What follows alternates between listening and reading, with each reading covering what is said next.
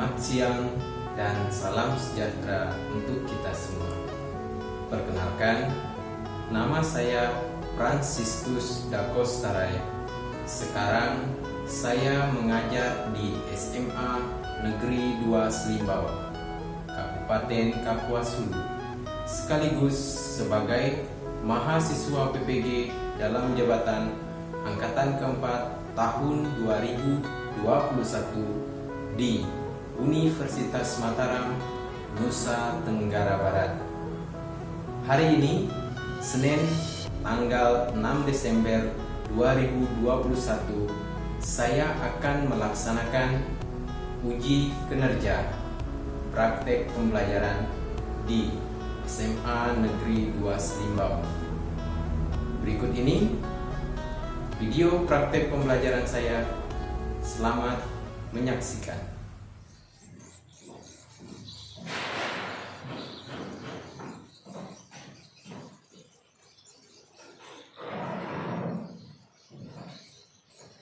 Selamat siang semuanya. Selamat siang, Kak. Bagaimana kabar kalian hari ini?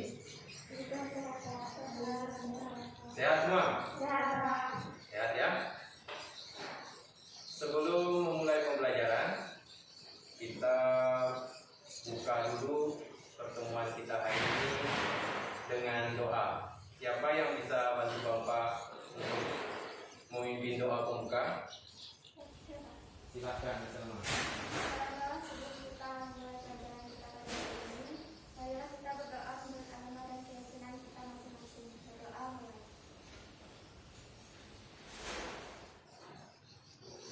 Berdoa kita. Terima kasih ya Salma sudah mau memimpin doa pembuka kita.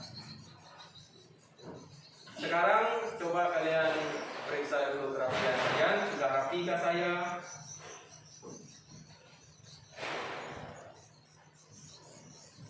Sudah, Pak? Sudah ya? Iya. Bapak akan mengecek dulu kehadiran kalian pada hari ini. Siapa yang tidak hadir hari ini? Tidak, Pak. Didanya. Apa keterangannya? Sakit, Pak. Sakit. Baik. Didan sakit ya. Selanjutnya, Bapak akan bertanya materi yang sudah kita bahas pada pertemuan sebelumnya. Nah, sekarang perhatikan slide. Ada yang masih ingat materi yang kita bahas pada pertemuan sebelumnya? Masih, Pak, saya. Coba Dara.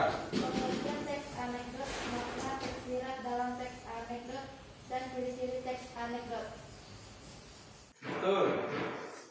Pada pertemuan sebelumnya kita sudah membahas tentang pengertian teks anekdot, makna tersirat, dan ciri teks anekdot. Siapa yang masih ingat pengertian teks anekdot? Silakan Dinda. Teks anekdot merupakan cerita lucu dan menarik yang di dalamnya ada kesindiran atau kritikan kepada orang lain. Bagus sekali. Sekarang yang makna tersirat. Silakan saya. Makna tersirat adalah makna yang tinggi dalam sebuah. Tepat sekali. Sekarang yang masih ingat ciri-cirinya. Oke, Pak.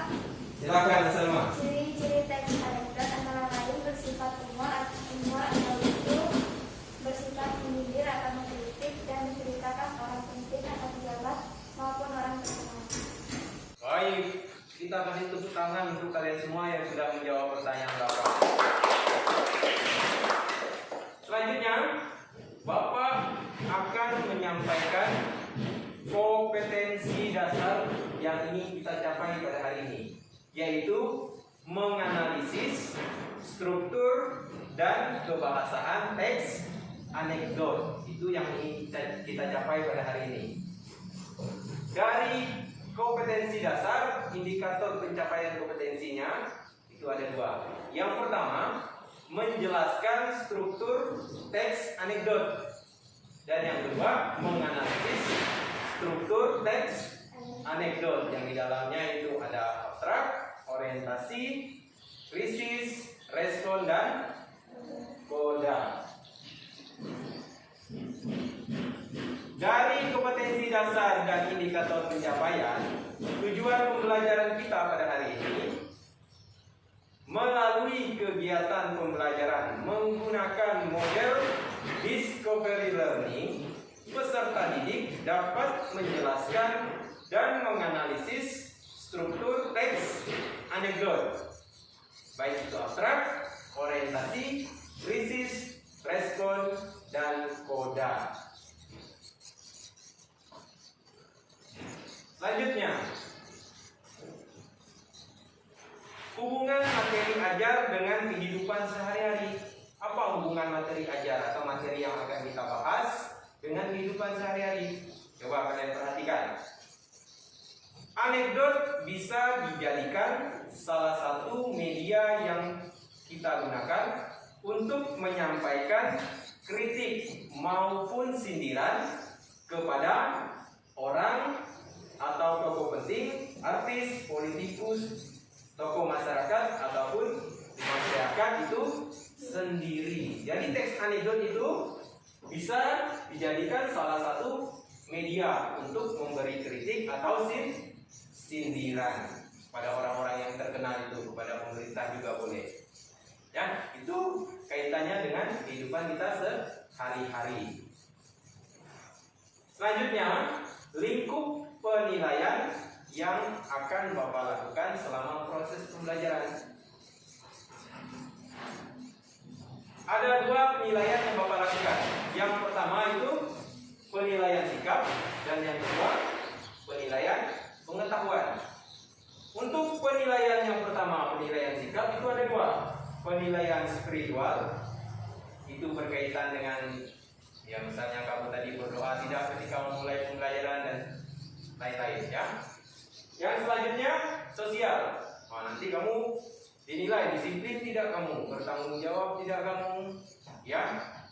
Itu berkaitan dengan sosial. Kedua-duanya ini Bapak lakukan penilaiannya secara observasi. Bapak amati. Ya, jadi perilaku kalian berkaitan dengan dua hal ini Bapak amati. Ya, Bapak amati. Bertanggung jawab tidak kamu? Kalau bertanggung jawab berarti kasih poin. Kalau tidak, poinnya kurang atau tidak ada poin. Yang kedua, penilaian pengetahuan.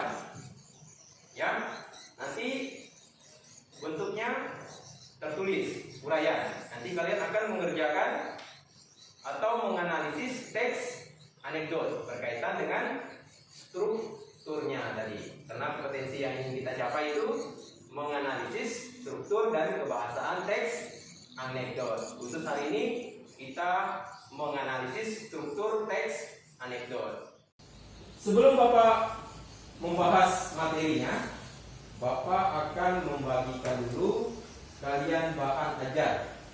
Materi yang akan kita bahas Bapak bagikan dulu untuk kalian baca sebentar.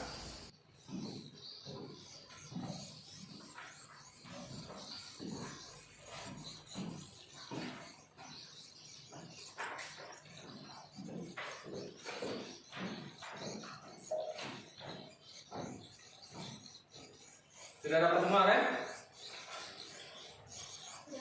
Sudah. Baik, kalau sudah, silakan kalian baca.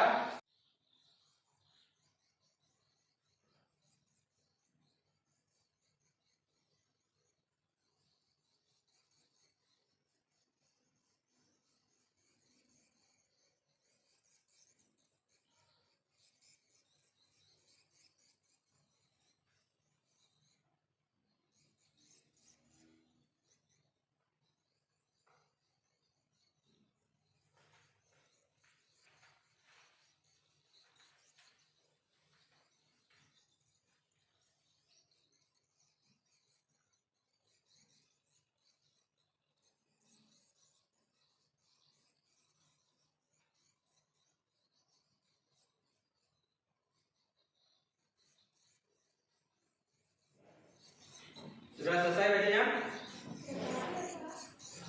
Sudah. Baik, kalau sudah, sekarang kalian kembali perhatikan slide yang ada di depan. Sekarang perhatikan struktur teks anekdot. Yang pertama itu abstrak. Apa itu abstrak? Abstrak itu bagian awal dari cerita Isinya tentang apa? Gambaran umum tentang isi cerita. Selanjutnya, struktur yang kedua itu ada orientasi. Orientasi ini bagian yang isinya tentang peristiwa awal atau kejadian awal dalam sebuah cerita atau latar belakang peristiwa. Setelah orientasi, yang ketiga itu ada krisis. Ya, krisis itu bagian yang menampilkan peristiwa atau kejadian unik dalam teks anekdot. Ya, yang keempat itu respon. Respon ini bagian teks yang menerangkan cara penulis atau orang yang diceritakan dalam menyelesaikan masalah yang timbul di bagian krisis. Dan yang terakhir itu koda. Koda ini bagian akhir. Jadi posisinya berada di bagian paling akhir. Ya. Fungsinya untuk menyimpulkan isi cerita atau penutup cerita. Khususnya sini teks anekdot. Baik. Tadi kalian sudah baca dua teks kan? Dua teks anekdot. Yang pertama itu obrolan para presiden di sawah, dan yang kedua itu tak punya latar belakang presiden. Nah, sekarang supaya mempermudah kalian memahaminya, kita akan membedah atau mengupas kedua teks ini dilihat dari strukturnya. Struktur yang pertama tadi apa? Abstrak. Nah, sekarang kita lihat abstrak untuk teks yang pertama. Karena begitu bosannya keliling dunia, Gus Dur coba cari suasana di pesawat RI-01.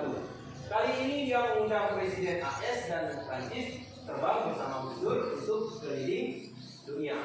Nah, ini dia memberikan gambaran bahwa gambaran ini tentang Gus Dur bersama Presiden Amerika Serikat dan Prancis terbang keliling dunia menggunakan pesawat RI-01.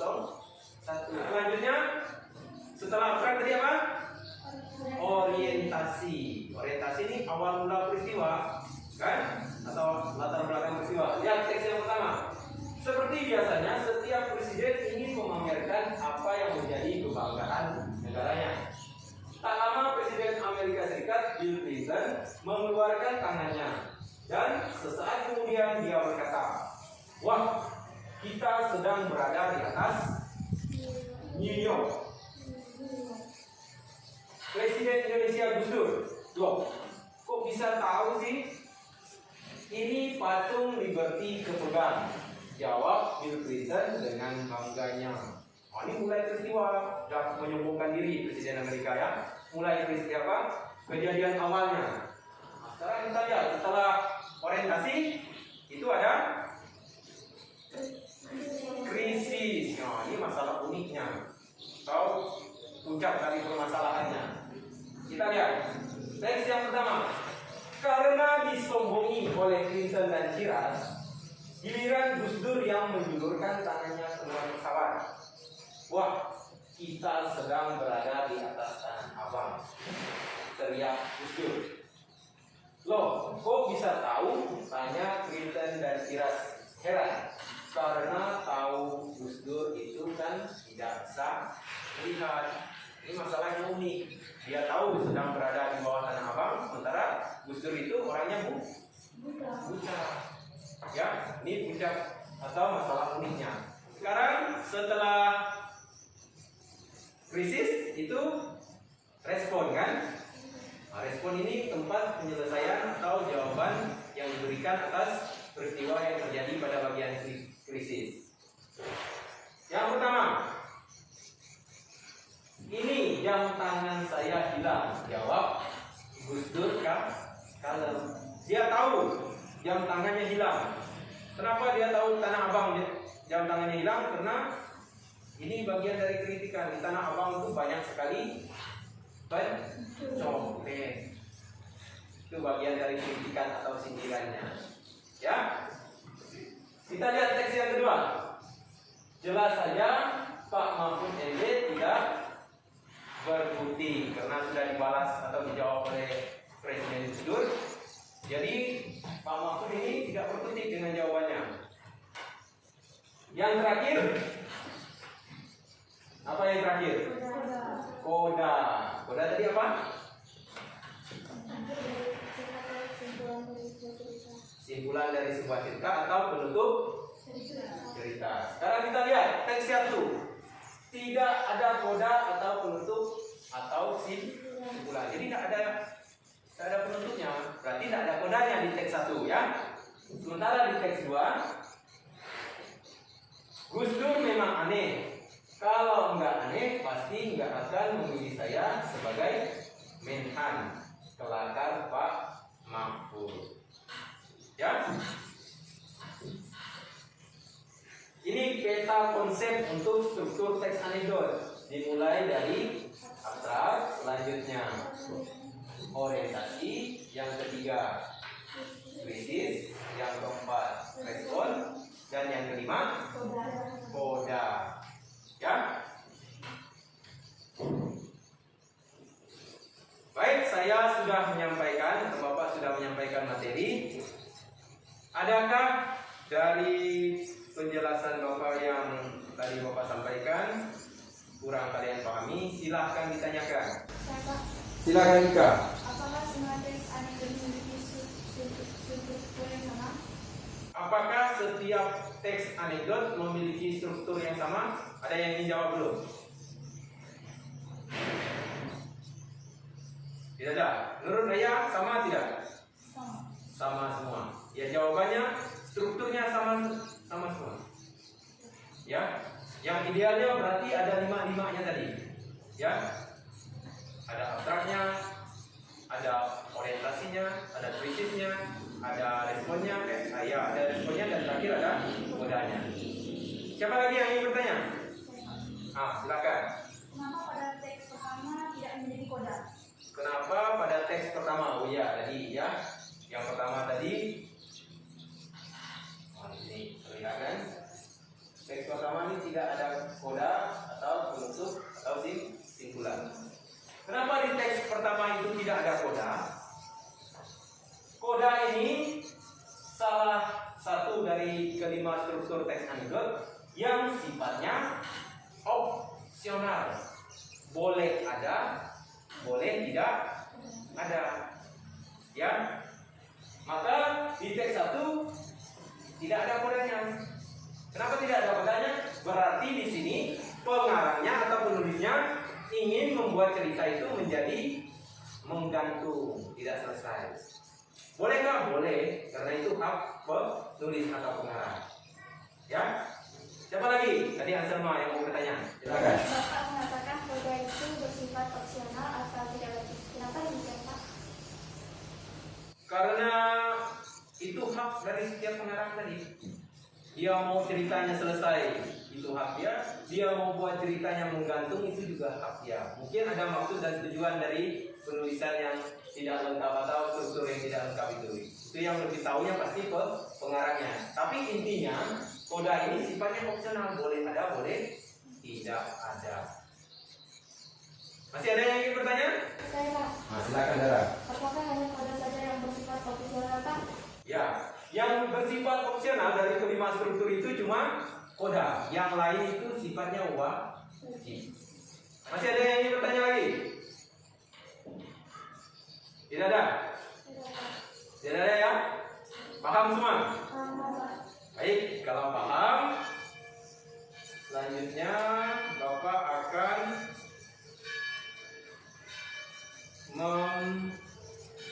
memberikan tugas untuk mengukur tingkat pemahaman kalian terhadap materi yang sudah dibahas tadi.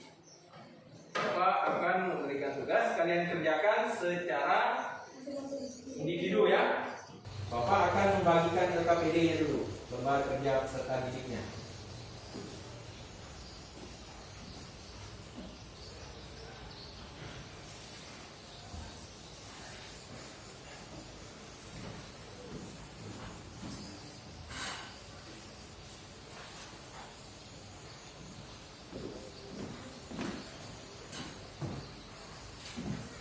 Bisa dilihat dulu LKPD-nya sebelum kalian mengerjakan. Kalau ada hal yang tidak kalian pahami berkaitan dengan perintahnya, silahkan ditanyakan dulu ke saya.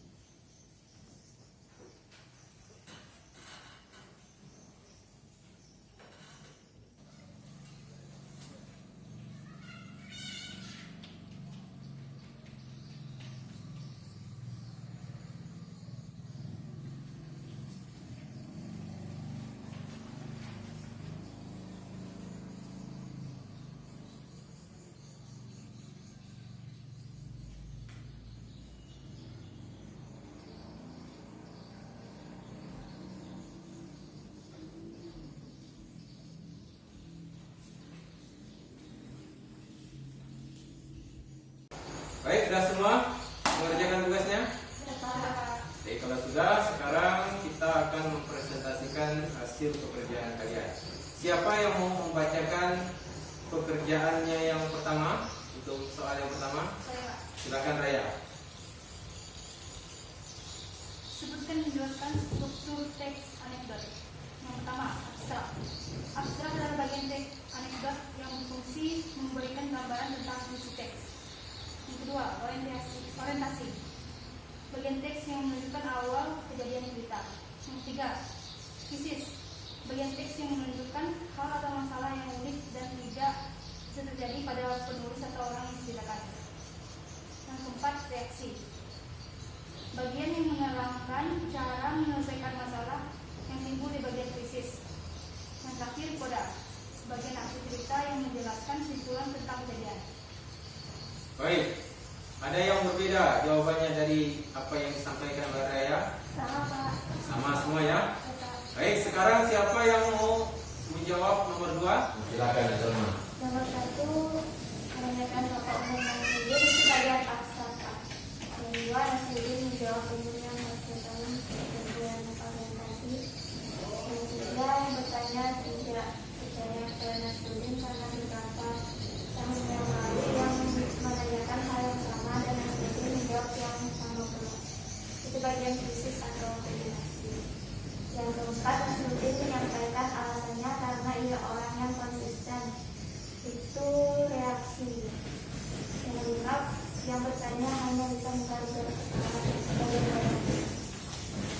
Baik, ada yang berbeda jawabannya?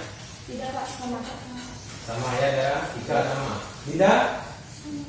Sama. Saya juga sama. Ya. Jawabannya sudah tepat ya. Jadi yang pertama itu abstrak, yang kedua itu orientasi, yang ketiga itu krisis, yang keempat itu respon atau reaksi, yang kelima itu koda. Sekarang siapa yang mau membacakan yang nomor 3? Saya Pak. Nah, silakan Dara. Struktur teks anekdot abstrak. Di kampus sebuah universitas, Udin dan Tono, dua orang mahasiswa sedang berbincang-bincang. Orientasi. Tono, saya heran dosen ilmu politik. Kalau mengajar selalu duduk, tidak pernah mau berdiri. Udin, begitu saja diperhatikan si Tom.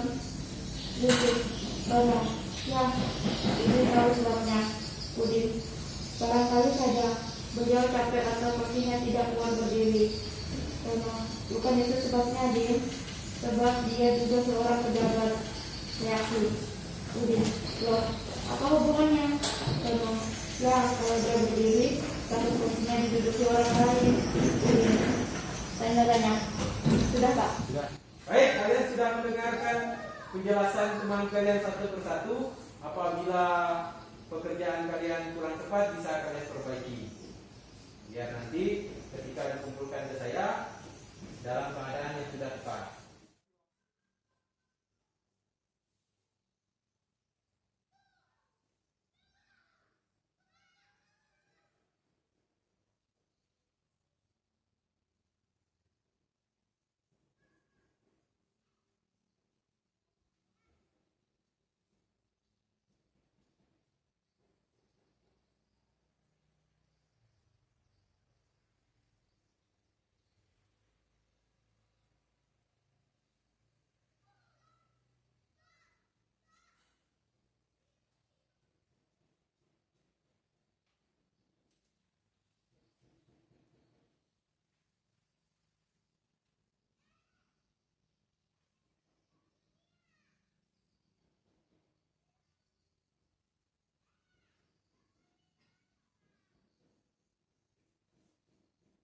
Siapa yang mau menyimpulkan materi pembelajaran kita hari ini? Saya Pak. Nah, silakan.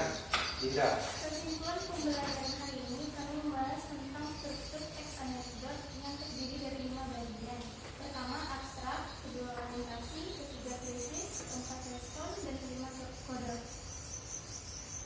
Tepat sekali. Ada yang mau menambahkan? Silakan Raya. Dari kelima struktur teks anekdot, hanya kode yang bersifat fungsional, boleh ada, boleh tidak, karena tergantung pada penulis teks anekdot tersebut. Luar biasa sekali. Kita kasih tepuk tangan untuk Dinda dan Raya.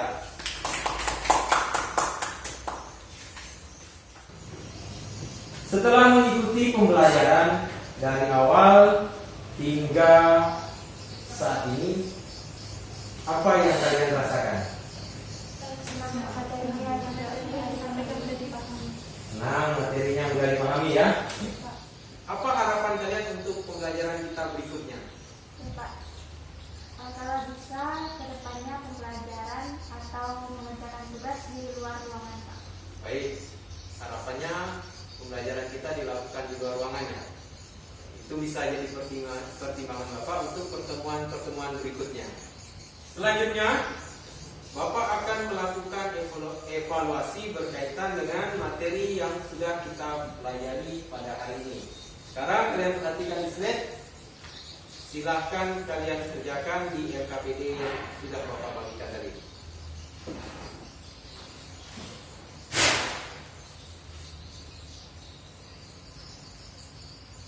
Sudah nomor 1?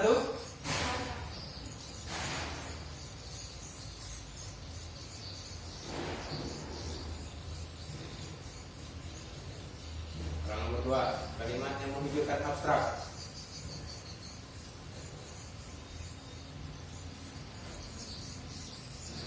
Sudah nomor 2. Nomor 3, cermati teks berikut. Kelewatan.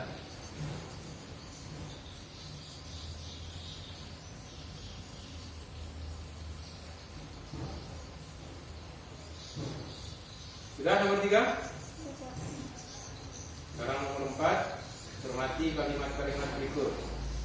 Susunlah anekdot berikut ini sesuai dengan struktur. Jadi strukturnya ada 5 ya. Dimulai dari abstrak dulu dan diakhiri oleh koda. Sudah? Yang terakhir, cermati teks anekdot berikut.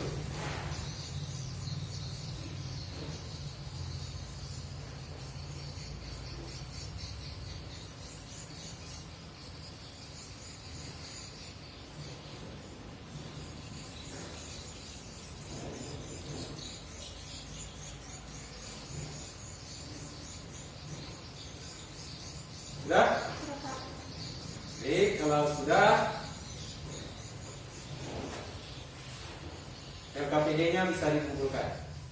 Pesan Bapak, pulang ke rumah nanti, kembali kalian baca materi yang berkaitan dengan teks anekdot ya, baik itu dari buku paket maupun sumber-sumber lainnya.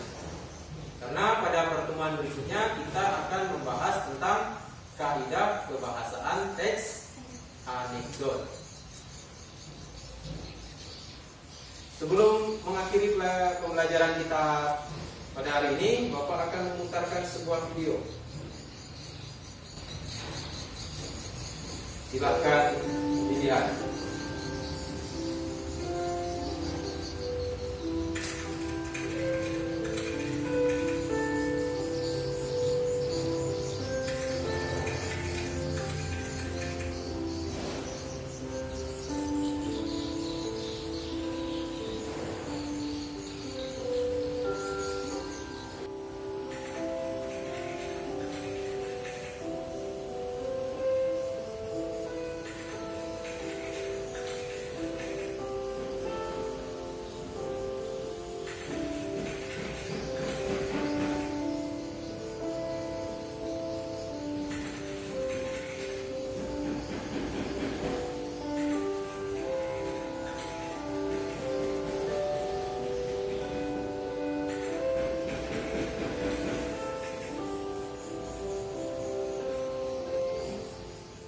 Baik, kalian sudah melihat video singkat tadi. Apa pesan yang kalian dapatkan dari video tersebut? Apa Selma?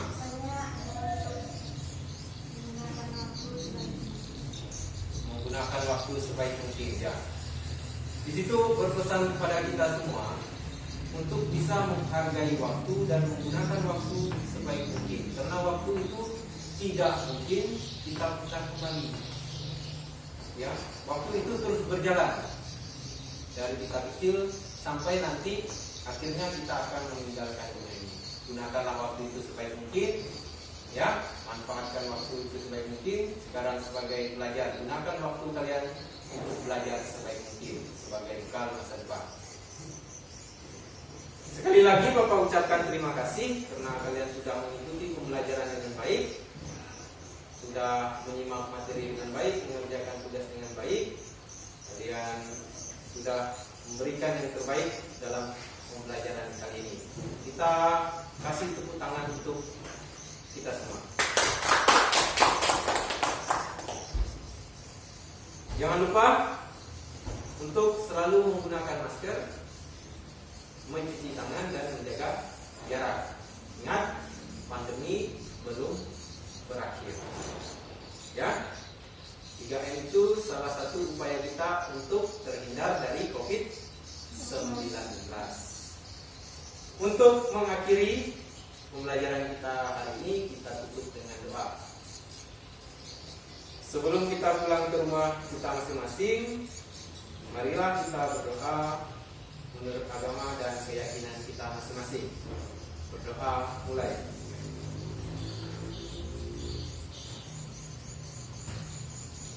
Berdoa selesai. Pelajaran Bapak akhiri sampai di sini. Selamat siang. Selamat siang, Pak.